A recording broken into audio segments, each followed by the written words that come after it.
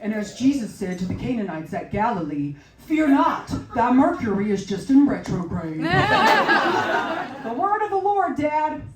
Y'all, I've been going through a very stressful time lately, and I've noticed simultaneously my cheeks have been very red and blotchy. So I go to my dermatologist, like a good New Yorker, and I say, Dr. Fishman, what's going on? And she's like, Brooke, I'm sad to say you have rosacea. I'm like, oh, sad.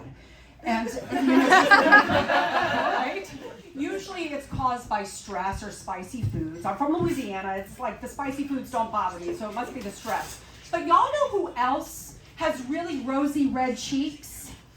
Santa Claus, right? So that guy, I don't think Santa's jolly. I think he has chronic stress and therefore chronic rosacea.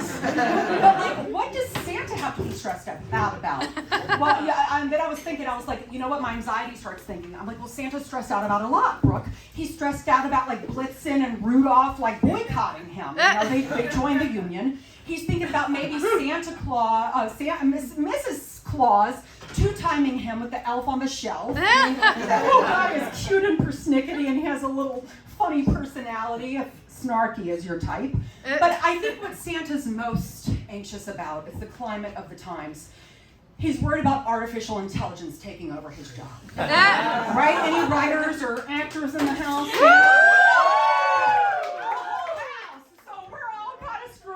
And so is Santa, and especially so is Mall Santa, because I think we all know Mall Santa is always an unemployed actor, right? Oh, bless his heart.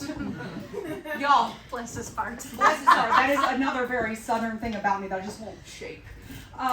Y'all, something that really gets on my nerves is the term gentle reminder. Does that annoy anybody else? Yes. Oh, yeah. Thank you. Also known as friendly reminder. There's nothing gentle or friendly about that. And it was clearly thunk up by some geniuses who work in HR, like Gretchen and Pamela, and they work for a nonprofit. Of course they work for a nonprofit. They're like, oh, we're gonna think of the most passive aggressive thing to ever enter people's inboxes, right? And y'all, I think we have a lot of freelancers in the house, myself included. We all know gentle reminders don't work when it's time to get paid. We can wait 5, 6, 7 weeks, months, years to get paid. I'm talking you gotta do bold, you gotta do all caps. There's nothing gentle about that, right? You know what I'm saying? We don't have that luxury. When you work, for a full-time job, have benefits and 401k, then you can do your little gentle reminders. All right, Gretchen and Pamela? Okay. We're talking about mental health today. And I'm in therapy, again, like a good New Yorker. That's probably the very most New York thing about me. That and that I really love seltzer. But this isn't about seltzer, it's about me in therapy. So I'm talking to my therapist and she's like, Brooke, we're gonna do some inner child healing. So she's like, let's go back to your first very traumatic moment. And I'm like, easy, Dr. K. I've got 2 words for you. Old Yeller. Do y'all know that movie? Yes. It's traumatic. My mom played it on repeat for me ever since I was 3 years old. The dog, beloved yellow lab gets bit by a rabid animal and he gets rabies, and for some reason, I guess because there's no penicillin or whatever you give a rabid dog to get better, the boy has to take him in the backyard and shoot him. And Dr. K's like, Brooke, calm down, it's just a movie. I'm like, Dr. K, I'm from down south. That's every other Tuesday. No, Brooke, go back to another memory. Take this seriously, go back to another memory. And I'm like, okay, 4 words for you, The Fox and the Hound. And she's like, Brooke, come on, that's an animated film. And I was like, that animated film gave me friendship trauma and abandonment trauma. And she's like, Brooke, friendship trauma is not a thing. Like, all right. Oh, it's not. Let me go back one more time. Oh, take a deep breath. I've got 25 words for you, Dr. K. We were fixing to head to Disney World. My mom reverses. She rolls over our beloved poodle Pierre. Kills him. We have to bury him in the pet cemetery. Obviously, for clear year we have a lot of these moments, therefore we have a pet cemetery in the backyard. And then we have to drive to the New Orleans airport to head to the most happy place on earth. And Dr. K, for once, doesn't have a response. She just looks at me and she's like, whoa, Brooke, that must have been really rough. I didn't know people might understand what a homonym was. So I think that's what a homonym is. Y'all, I have 2 dogs. Annie and Archer, and I love them like they're my children, right? And I really want to try to fit in with some mommy groups, okay? So, hey, moms, it's really hard being a mom. And they're like, Brooke, you're a mom of dogs. I'm like, yeah, but hear me out. Sophie's choice. Right? Like, Annie and Archer, I can't choose between my 2 Pomeranians. Like, if the bad Nazi guy was like, give me your 1 Pomeranian. That's my German accent. I can't decide between Annie and Archer, but if it was children, human children, I'd just be like, here, take the ugly one. Right? Y'all, I have something else wrong with me, and it's called auditory anxiety. I've diagnosed myself with that. I really do think it's a real thing. I don't know what the clinical term is, but basically it means that certain sounds really bother you. And so my boyfriend and I were going to see my friends play, and now mind y'all, this play warns that there's rear male nudity, albeit brief, in the play. I'm like, okay. So all of a sudden I hear this noise. I'll lower the mic.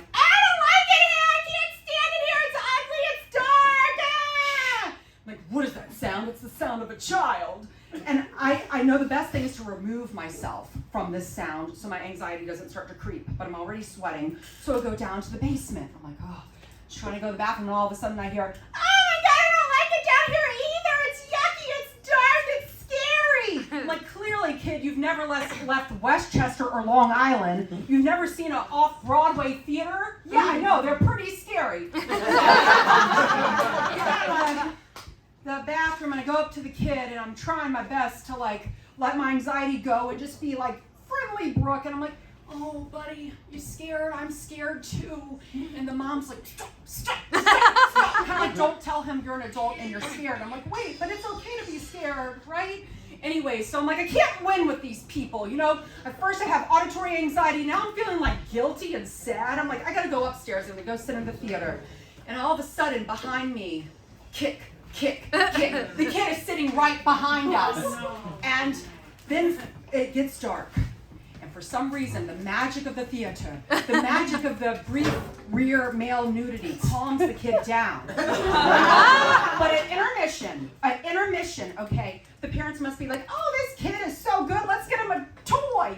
They get him. My friend is randomly selling stuffed banana toys. And they get the kid the toy. The lights go dark in the theater again for Act 2. And all of a sudden I hear squeak, squeak, squeak, squeak. It's a squeaky toy. My dogs don't play with squeaky toys for very good reason. But this boy is squeaking a squeaky toy in my ear. And then all of a sudden, a drag queen comes on and performs in my friend's show. And the kid gets quiet. And so I just want to say this. For all the people back home, I don't take ownership of them down south, who are saying things like, oh, the gays are bad. The gays are teaching our children to be bad. The drag queens are teaching our children to be bad. I got a message for them. The kids were bad well before they met a drag queen or well before they met a homosexual person. Got one more thing for you. I really don't hate children, but I used to babysit them. Keyword, used to babysit them. And I actually really like this part. I saw a checkerboard on some of these tables here because I like to play these games that are now considered vintage, like Hi-Ho Cheerio or like Chutes and Ladders or my favorite, Candyland. Woo! We got some Candyland friends in here. So like this little girl, I play with her, but she doesn't play the game right because she's 2. And instead of playing the game, she likes to talk about the board. She'll point to like Jolly, the gumdrop guy, and be like, what's he here for? And I'll say, he's here so we can like bounce to Grandma Nut. Let's play the game, kid. And then she'll point to Grandma Nut and be like, what's she here for? And I'll say, she's here to give peanut brittle to all the boys and girls. And then she'll point to Lord Licorice, the villain. And she'll say, what's he here for? And I'll say, he's here to teach you how to finally pronounce your fucking R's. That's all I got.